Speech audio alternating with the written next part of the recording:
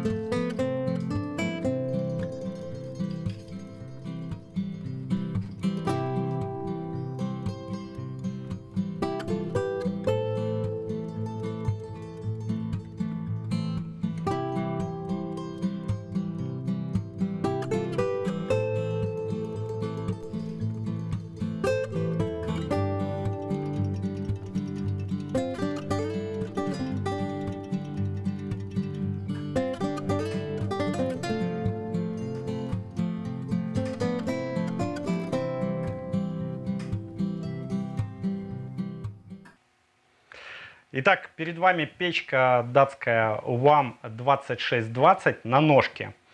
Как вообще читать вот эти все аббревиатуры? 26 это серия, 2600 условно говоря. Если вы в конце видите нечетные цифры 2610 и 2630, это значит, что у модели есть боковые стекла. 2620, 2640 это значит, что у печки есть всего одно переднее стекло.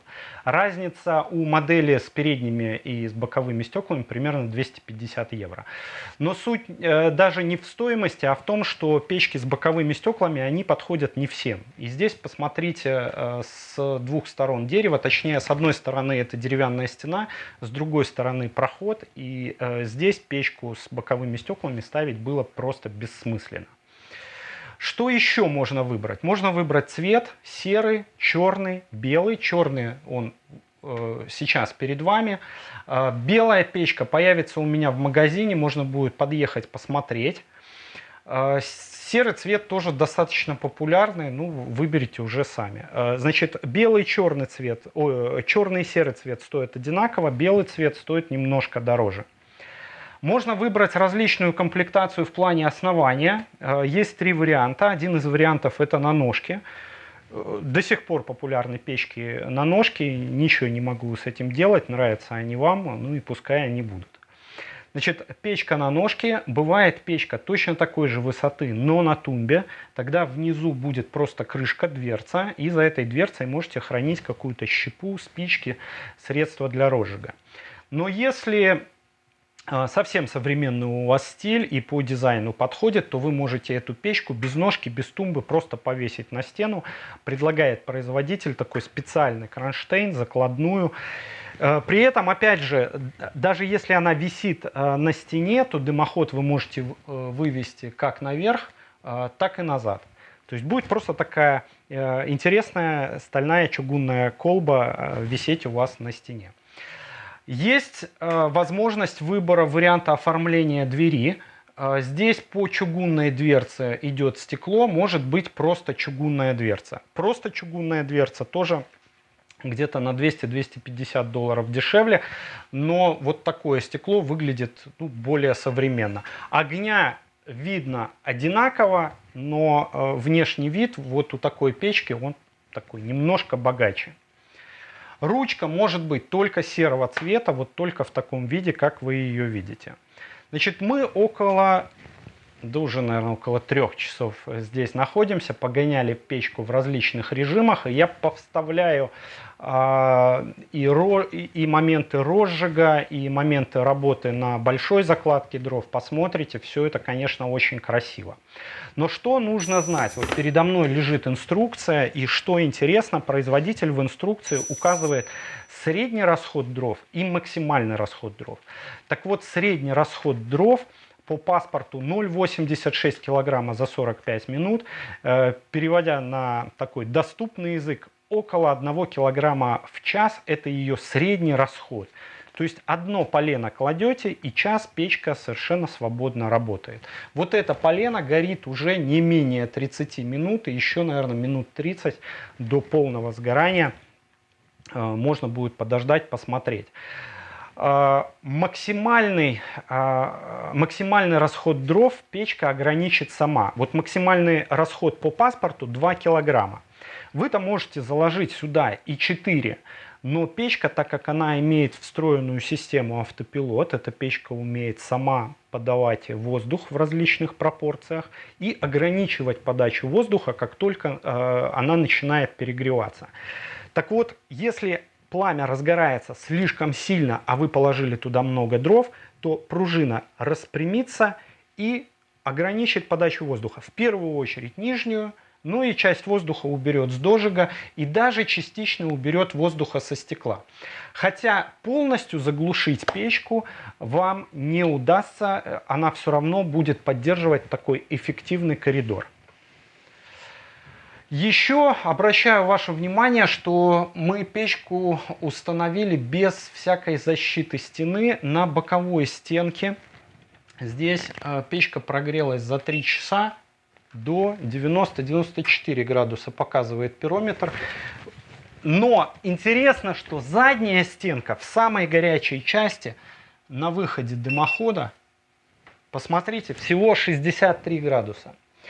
И именно поэтому, когда мы открываем с вами инструкцию производителя, то мы увидим совсем уже, казалось бы, нереальные цифры. 15 сантиметров печку можно установить до деревянной стены. И это действительно так.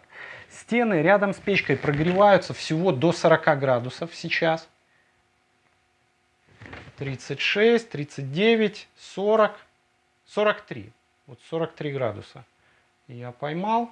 Ну и дальше выше начинает она немножко остывать.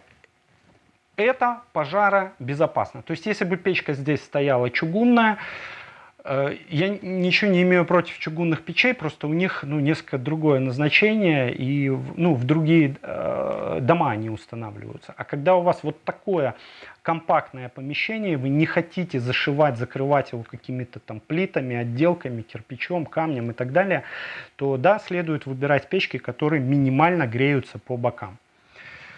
Опять же, для того, чтобы не перегревать стены, снова мы использовали дымоход Шидель Перметр. Первое, посмотрите, он позволяет нам сразу утепленную трубу устанавливать прямо на печку.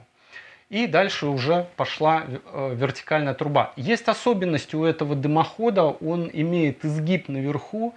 Это 2 отвода под 45 градусов, между ними проставка 25 сантиметров. Обойтись без них мы здесь не могли, потому что если бы труба пошла вертикально вверх, то печка оказалась бы на проходе. Но так как дымоход выглядит сам по себе очень прилично, то вот эта конструкция, она здесь никого не смущает, она довольно удачно вписалась в этот интерьер.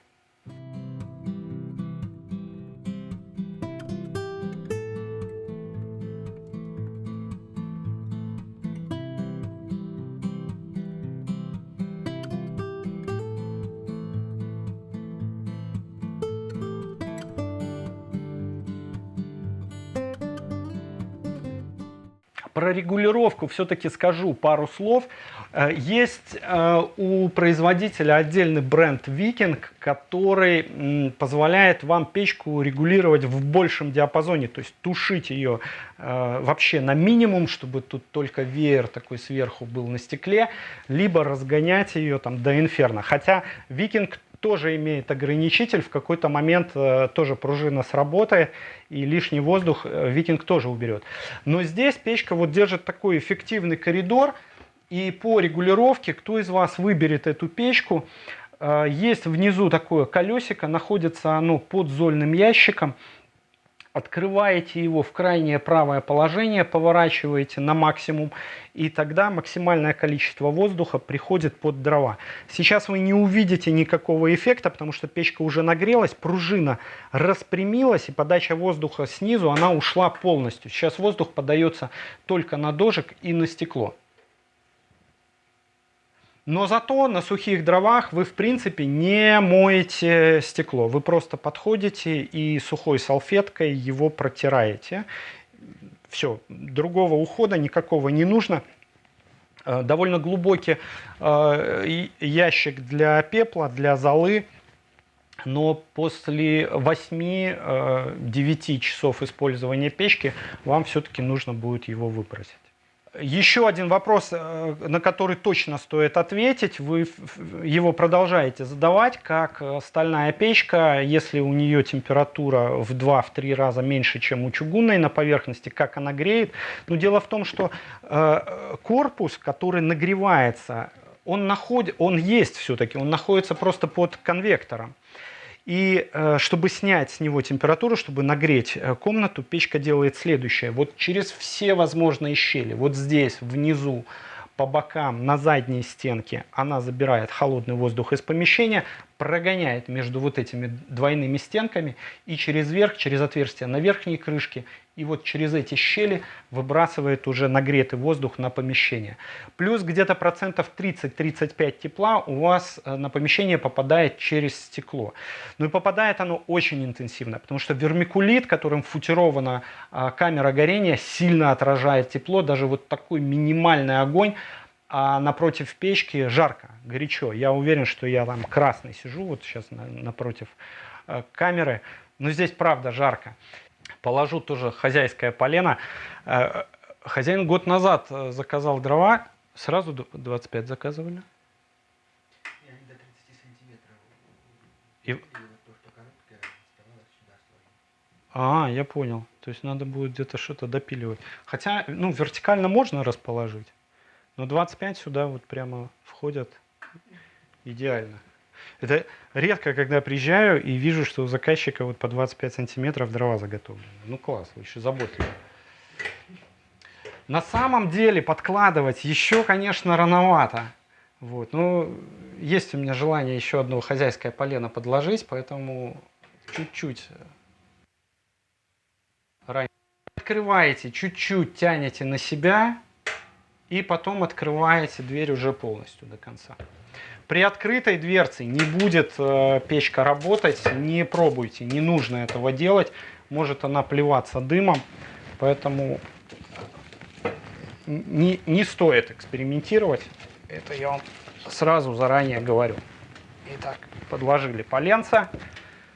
Магия, отдельная магия, это, конечно, как эти печи закрываются. Смотрите. Круто, да? Оп. Еще раз. Вот так все просто. Доступ на самом деле у вас есть к любому механизму печи.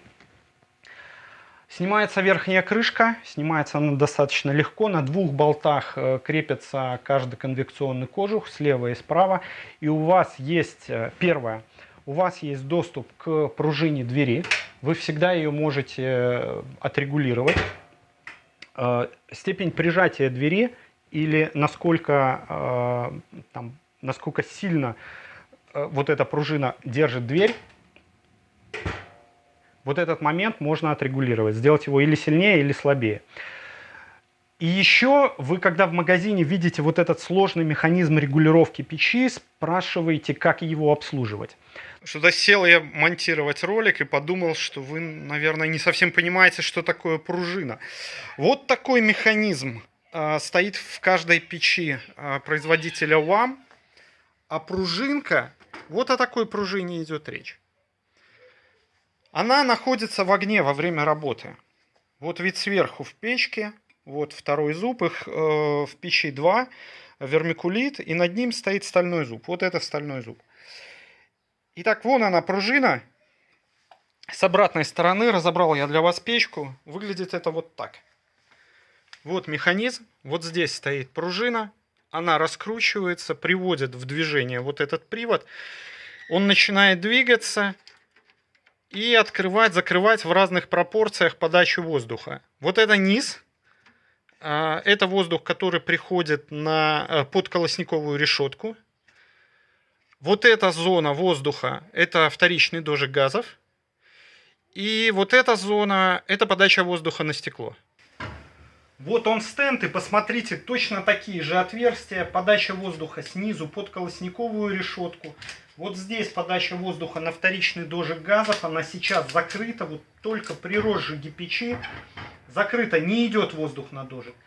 И подача воздуха на стекло, по умолчанию, она тоже сразу в печи открыта. Итак, печка в холодном состоянии. Пружина начинает греться. Смотрите, что будет происходить. Начинает раскручиваться пружина, двигает механизм. Лишний воздух со стекла сейчас начнет уходить. Но здесь стоит стопор. Воздух все равно всегда будет подаваться на стекло. Лишний воздух уходит, смотрите. Уходит из-под колосниковой решетки. Снизу все, закрыли его. И основной воздух сейчас рабочий идет на дожик. В центральную часть и на стекло. Когда печка будет остывать, снова будет закрываться дожик и открываться подача воздуха снизу. Ну, во-первых, доступ к пружине, к самой пружине у вас есть изнутри, и он осуществляется в течение буквально пары минут. Разбирается вся внутренняя футировка из вермикулита, и у вас есть открытый доступ к пружине. Не менял ни разу. Один раз встречал я в интернете кейс раскрученной пружины. Не знаю я, что делали с печкой. Стоит она там, наверное, 10 или 12 евро. Ну, в общем, это 3 копейки. И доступ ко всему механизму регулировки, ко всему механизму автопилота у вас тоже есть. Для этого снимается, не разбирая печку всю целиком, просто снимается задняя стенка, задний конвекционный кожух, тоже он на 2 болтах, и вы можете обслужить этот механизм. Хотя как его обслуживать, точнее зачем его обслуживать, я пока не знаю. За прошедший год я сталкивался с 2 не то что гарантийными случаями, но люди 10 лет назад покупали каминную топку WAM и просили поменять каминный зуб. Оба этих клиента пользуются камином несколько раз в неделю, ну не летом, а в холодное время года.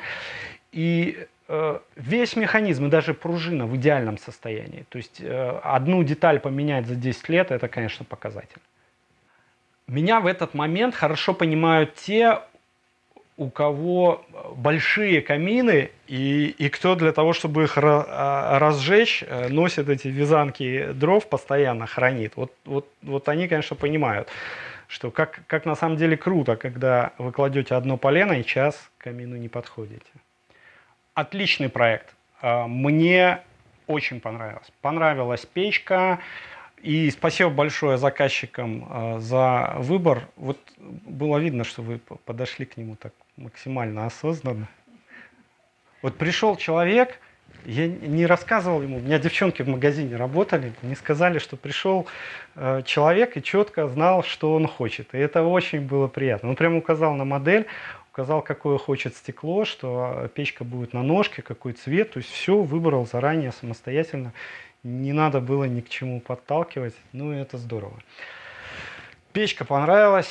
проект понравился, я знаю, сколько он стоит, и готов поделиться этой информацией с вами. У нас есть два живых магазина в России. Один находится в Москве, один в Санкт-Петербурге. Живой магазин в Минске, где чаще всего нахожусь я сам. И я, и мои сотрудники готовы рассчитать вам смету под ключ. Если вдруг вы живете где-то далеко, Южный Сахалинск, Хабаровск, Новосибирск, не стесняйтесь, друзья мои, отправляйте свои проекты. Чем больше информации вы пришлете, тем точнее мы сможем рассчитать всю смету с материалами целиком. Ну а сколько это все будет стоить и какая печка подойдет конкретно вам, традиционно Степан знает. Всем счастливо, пока.